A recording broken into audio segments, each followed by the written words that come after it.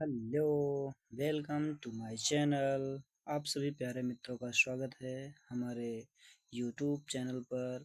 तो आइए आज हम लोग डीएलएड का सेकेंड सेमेस्टर का वर्तमान भारतीय समाज और प्रारंभिक शिक्षा के 2017 के आए हुए बहुविकल्पी क्वेश्चन का फटाफट अध्ययन करते हैं।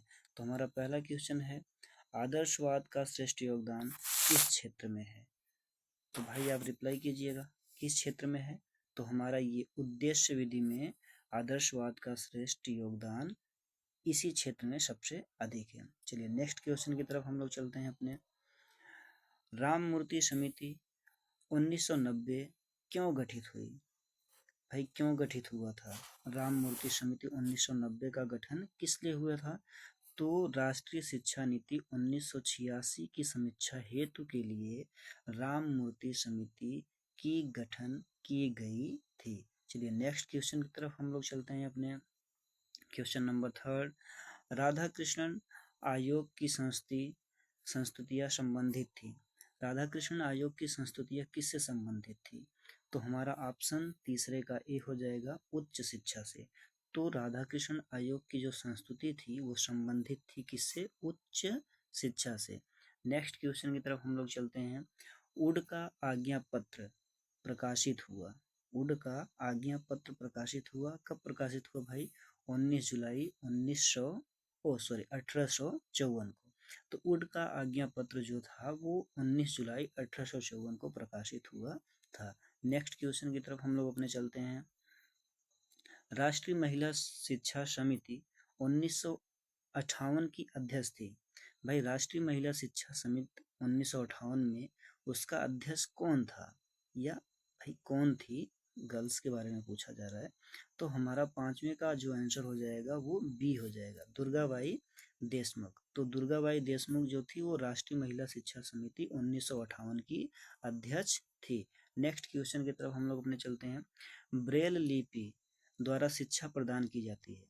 ब्रेल लिपि द्वारा शिक्षा किसको प्रदान किया जाता है? ऐसे कौन से टाइप के बच्चे होते हैं जिनको ब्रेल लिपि के द्वारा उनको पढ़ाया जाता है? तो हमारा आंसर हो जाएगा सी, अंधों को। जो बच्चे अंधे होते हैं उनको ब्रेल लिपि के द्वारा पढ़ाया जाता है। ब्रेल लिपि वो होती है बेटा कि अपने फिंगर को रख रख करके, उसको टच कर करके शब्दों को महसूस कर करके सीखते हैं। तो वो ऐसे शब्दों को ब्रेल लिपि कही जाती है। ठीक है, नेक्स्ट क्वेश्चन की तरफ हम लोग चलते हैं अपने सातवें क्वेश्चन की तरफ। उत्तर प्रदेश में जिला प्राथमिक शिक्षा का कार्यक्रम प्रारंभ की गई थी। उत्तर प्रदेश में जिला प्राथमिक शिक्षा का कार्यक्रम कब प्रारंभ किया गया था? तो हमारा आंसर हो जाएगा बी, सन 1997 से 1998 में प्राथमिक शिक्षा का कार्यक्रम का प्रारंभ किया गया था। नेक्स्ट क्वेश्चन की तरफ हम लोग चलते हैं अपने। क्वेश्चन नंबर 8वां, शिक्षा में अपव्यय तथा अवरोधन पर अपना सुझाव दिया था। भाई अपव्यय और अवरोधन पर अपना सुझाव जो है शिक्षा में वो किसने दिया था? तो ये जो है हमारा क्वेश्चन नंबर 8 का आंसर हो जाएगा ए, हंटोर्ग समिति ने। हंटोर्ग समिति ने अपव्यय तथा अवरोधन पर अपना सुझाव दिया था। चलिए नेक्स्ट क्वेश्चन की तरफ हम लोग अपने चलते हैं, फटाफट सारे क्वेश्चन को पढ़ लेते हैं। राष्ट्रीय शैक्षिक अनुसंधान एवं प्रशिक्षण परिषद का मुख्यालय स्थित है। राष्ट्रीय शैक्षिक अनुसंधान एवं प्रशिक्षण परिषद का मुख्यालय कहाँ पर स्थित है? तो हमारा नंबर का आंसर हो जाएगा बी, नई दिल्ली में। नई दिल्ली में राष्ट्रीय शैक्षिक अनुसंधान और प्रशिक्षण परिषद का मुख्यालय स्थित है। चलिए नेक्स्ट क्वेश्चन की तरफ हम लोग अपने चलते हैं। क्वेश्चन नंबर 10वां, बेसिक शिक्षा अधिनियम पारित हुआ। भाई बेसिक शिक्षा अधिनियम कब पारित हुआ? तो बेसिक शिक्षा अधिनियम जो हमारा पारित हुआ था वो सन 1972 में पारित हुआ था। बेसिक शिक्षा अधिनियम पारित कब हुआ? सन 1972 में। VIP question, very important question है, इसको आप लोग याद करके रखना, हो सकता है इस बार भी ये पेपर में आ जाए। नेक्स्ट क्वेश्चन की तरफ हम लोग चलते हैं अपने।